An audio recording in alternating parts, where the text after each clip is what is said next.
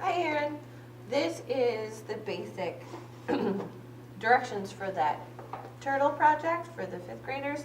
I've done 2 different things with 5th grade. The first project were these storytellers. There's an example of mine that's in the clay cabinets over by the door.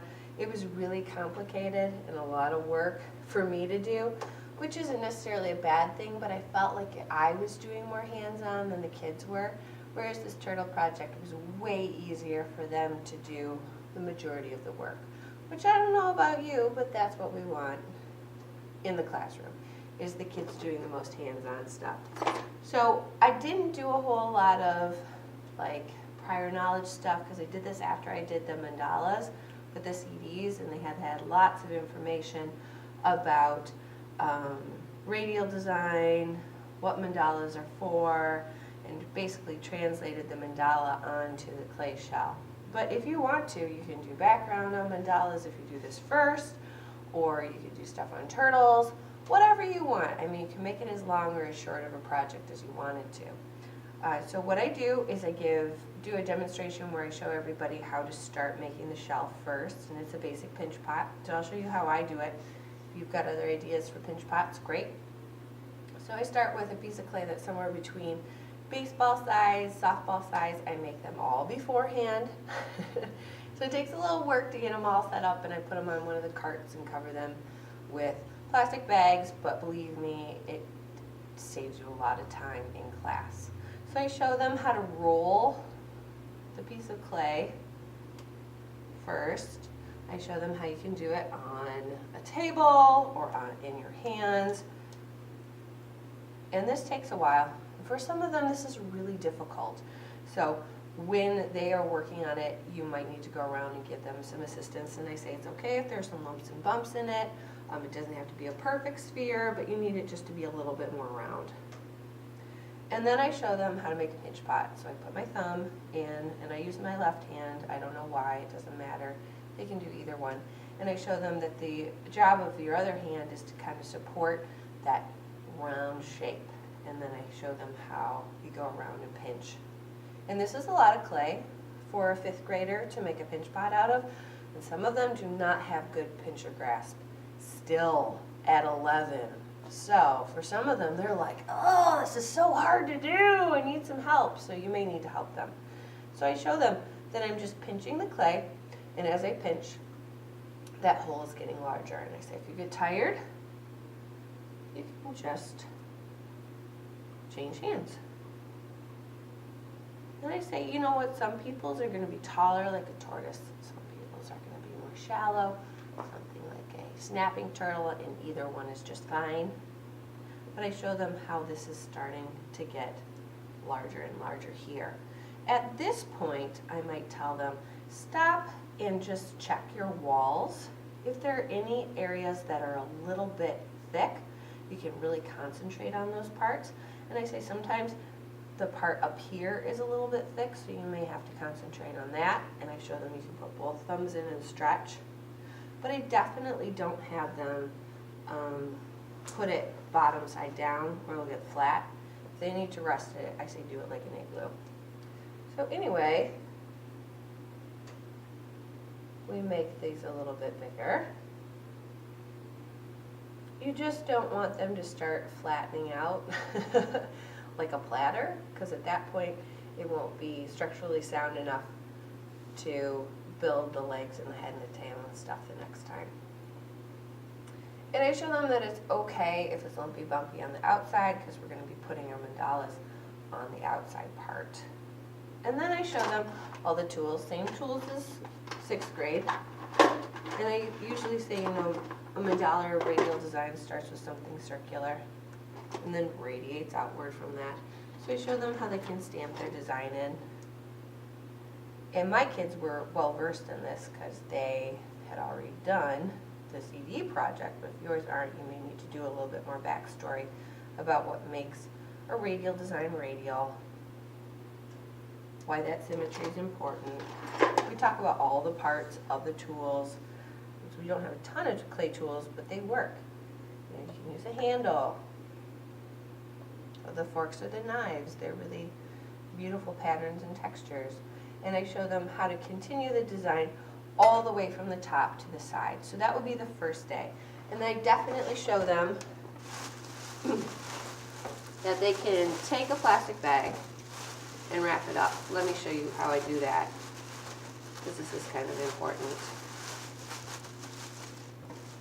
So I show them, and I do this with the 6th grade too, because they have no idea how to do this. It always baffles me how clueless that they can be about air being trapped inside and what that does to your clay project. So I say, put your beautiful shell inside the bag, open it all the way up, and then put your hands around the shell so that you're pushing the air out. And I say give it 1, 2 turns, and then just tuck it underneath. At this point, they're like, it needs tape, it needs tape. And I'm like, no, gravity is keeping the air out and keeping it closed. So put it on your shelf with the shell side the hole down. Don't put it like this or it'll roll around and ruin your mandala. And I also tell them, take a piece of tape, put your name and your hour on there. I said, do not put the tape over the part that you just closed up the bag, because then it will rip the bag next time. Put it somewhere right here. It's all good. So that's the first day. On the second day, we bring these out. They always say, oh look, it's not as soft. And I'm like, yeah, well, even though you wrapped it up well, we want that because that's called leather hardened and it makes it easier to sculpt with. So on this day, I give them a slightly smaller size ball of clay. Again, do all of these beforehand.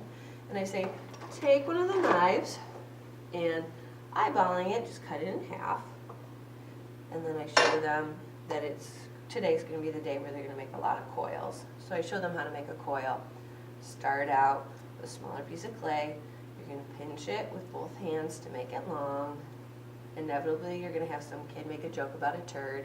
That always happens. That is one of the joys of teaching 5th and 6th grade. And then I show them how to roll. So I show them that you're using your whole hand to roll all the way from the palm to your fingertips. If they just go like this, it's not going to be even.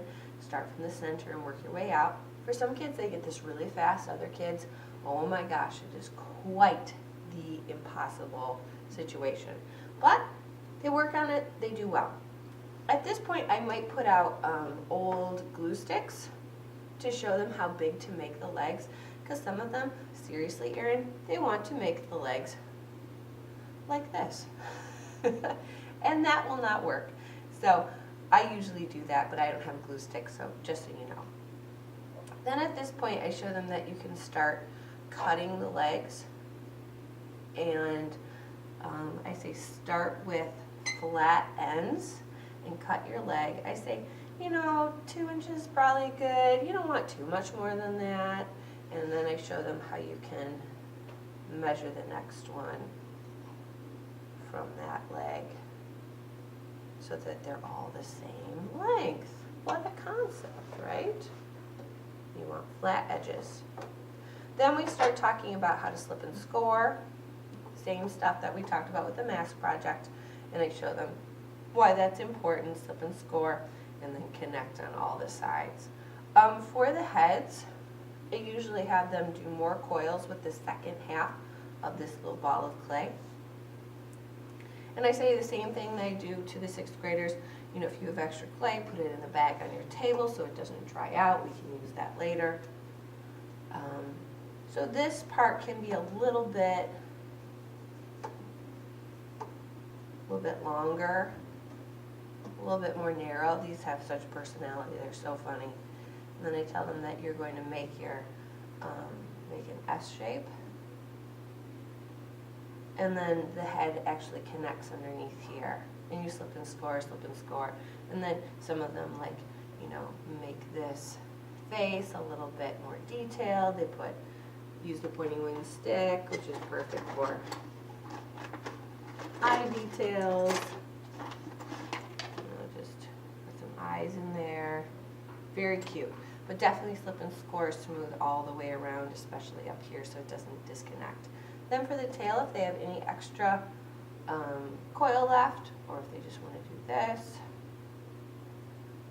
and then they can just put it underneath here, slip and score. A lot of them want to like see if their artwork stands right away, and I'm like, well, you can test it, but I wouldn't leave it like that. Just the act of having it out during the course of the hour and it being the second day of the project, they should be fine to turn upside down in the kiln and fire like this. So most kids will be done in 2 days. You might want a third. It depends on how much detail they do. It depends on how much they struggle with the process. So it's totally up to you. But I've had good success with firing them upside down. It makes the top of the shell a little bit flatter, but I just, putting these into the kiln, you know.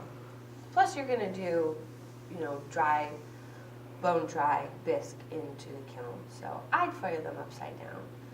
Plus it's easier to fit them into the kiln. So once they're ready to put them into the kiln, same thing with the 6th graders.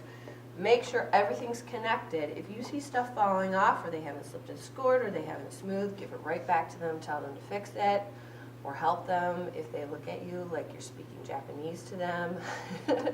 And then I usually just put their name and hour right here in this area, in between the legs. If you try and put it in here, it makes it really hard for you to see it and them to see it, so that probably would be the best. So let it completely dry out.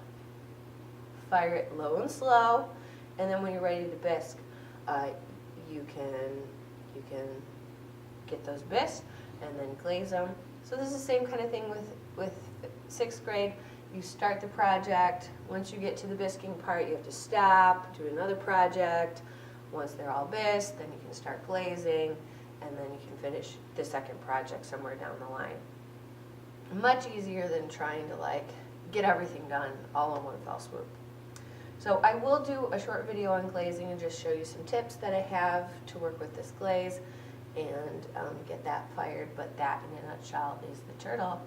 I do not have evaluations for the turtle because I ran out of time last trimester and I just gave everybody points for doing one. If that happens to you, don't feel bad. It's okay. Because the end of the semester and the end of the school year, I mean, can be very, very busy with field day and stuff like that. So totally fine, especially with 5th grade, I think, to just give them points for finishing. We're good to go. But if you want to do an evaluation you make up, use the format that I've used, whatever you feel most comfortable with.